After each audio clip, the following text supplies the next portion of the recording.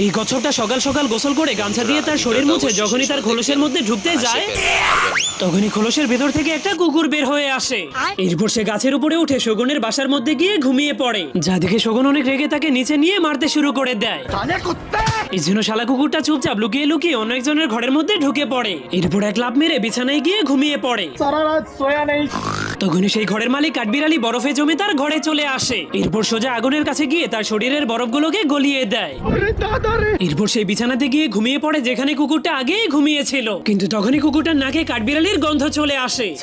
এই জন্য সে আশেপাশে দেখার পর কাউকেই খুঁজে পাচ্ছিল না। তখনই সে চাদর সরালে দুর্গন্ধযুক্ত কাঠবিড়ালিকে দেখতে পায়, যে কিনা অনেক বছর ধরে গোসল করেনি। এই জন্য সেই কাঠবিড়ালিকে তার নিজের ঘর থেকেই বের করে দেয়। আর আবারও গিয়ে যখনই ঘুমিয়ে পড়ে তখনই সে দেখতে পায় সেই কাঠবিড়ালি তার মাথার উপরে এসে ঘুমিয়ে পড়েছে। এই জন্য সে গন্ধ থেকে বাঁচার জন্য নিজের নাকটাকে ঢেকে দিয়ে কাঠবিড়ালিকে দৌড়াতে শুরু করে দেয়। কিন্তু তখনই কাঠবিড়ালি তার লেজ দিয়ে মারা গলি।